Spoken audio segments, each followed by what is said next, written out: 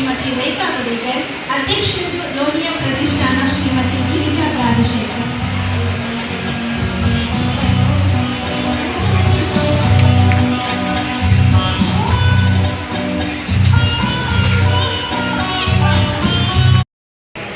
ಈ ಕಾರ್ಯಕ್ರಮವನ್ನು ಆಯೋಜಿಸಿರ್ತಕ್ಕಂತಹ ಈ ಎರಡೂ ಸಂಸ್ಥೆಗಳಿಗೆ ನನ್ನ ಅನಂತ ಕೃತಜ್ಞತೆಗಳನ್ನು ಹೇಳುವುದರ ಮೂಲಕವಾಗಿ ಈ ಕಾರ್ಯಕ್ರಮದ ಉದ್ಘಾಟಕರಾಗಿ ಬಂದು ನನ್ನ ಬಗ್ಗೆ ಬಹಳ ಪ್ರೀತಿಯ ಮಾತುಗಳನ್ನು ಆಡಿರ್ತಕ್ಕಂತಹ ಉದ್ಘಾಟಕರಾಗಿರ್ತಕ್ಕಂಥ ಡಾಕ್ಟರ್ ಅದು ಒಂದು ಕಡೆಗಾದರೆ, ಆದರೆ ಒಂದು ವರ್ಷದೊಳಗಡೆ ಒಂದು ದಿನ ಹೋದರೂ ಕೂಡ ಒಂದು ತಿಂಗಳು ಹೋದ ಹಾಗೆ ನನಗೆ ಭಾಸ ಆಗ್ತಾ ಇತ್ತು.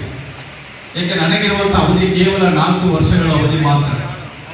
ಅಂಥದ್ರಲ್ಲಿ ನನಗೆ ವಿದ್ಯೆ ಕಲಿಸಿದ ಗುರುಗಳಿಂದ ಹಿಡಿದು ನನಗೆ ಅತ್ಯಂತ ಪ್ರಾಧ್ಯಾಪಕರಾಗಿ, ಪ್ರಸಾರಾಂಗದ ನಿರ್ದೇಶಕರಾಗಿ, ವಿಶ್ವವಿದ್ಯಾಲಯದ ಕುಲಪತಿಗಳಾಗಿ, ಉತ್ತಮ ವಿದ್ವಾಂಸರಾಗಿ, ಶ್ರೇಷ್ಠ ಸಂಶೋಧಕರಾಗಿ ನಾಡಿನಾದ್ಯಂತ ಹೆಸರಾದವರು.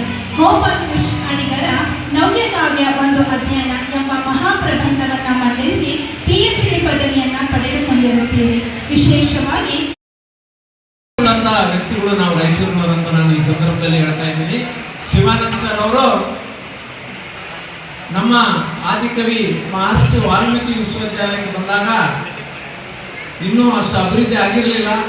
ಈಗ ನೀವು ಆ ಯೂನಿವರ್ಸಿಟಿಯಲ್ಲಿ ಹೋದಾಗ ಗೊತ್ತಾಗ್ತದೆ ಅದ್ಭುತವಾದ ರಸ್ತೆಗಳನ್ನು ಮತ್ತು ಲೆಕ್ಕ ಹಾಕಬಹುದು.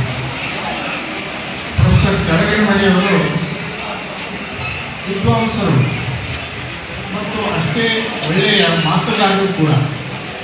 ಸಾಮಾನ್ಯವಾಗಿ ವಿದ್ವಾಂಸರು ಮಾತಾಡೋದು ಬಹಳ ಕಡಿಮೆ, ಕೆಲವರಿಗೆ ಮಾತಾಡಲಿಕ್ಕೆ ಬರೋದಿಲ್ಲ. ಸಿಂಥೆಟಿಕ್ ಕೋರ್ಟ್ ಕೂಡ ಈಗ ರೂಪ ಕೊಡ್ತಾ ಇದೆ, ಸೈನ್ಸ್ ಬ್ಲಾಕ್ ಆಗ್ತಾ ಇದೆ. ಅಷ್ಟೇ ಇಲ್ಲದೆ ದೊಡ್ಡ ಜೀನೋಮ್ ಕಟ್ಟಡ ಕೂಡ ಇದೆ. ಉದಾಹರಣೆಗೆ ಕ್ಯಾನ್ಸರ್, ಬೇರೆ ಬೇರೆ ಈ ಬಗೆಯ ಕಾಯಿಲೆಗಳಿಗೆ ಒಂದು ಚಿಕಿತ್ಸೆ ನೀಡುವ ಬಹಳ ದೊಡ್ಡ ಜೀನೋಮ್ ಸೆಂಟರ್ ಕೂಡ ನಮ್ಮ ವಿಶ್ವವಿದ್ಯಾಲಯದಲ್ಲಿದೆ. ಕೆಲವೇ ದಿನಗಳಲ್ಲಿ ಅಲ್ಲಿ ಎಲ್ಲ ಚಟುವಟಿಕೆಗಳು ನಡೀತಿದ್ದಾವೆ. ಈಗಾಗಲೇ ರಸ್ತೆಗಳು ಬಂದಿದ್ದಾವೆ. ಮೊನ್ನೆ ತಾನೇ ಇತ್ತೀಚೆಗೆ ಮಾನ್ಯ ಗ್ರಾಮೀಣ ರಾಯಚೂರು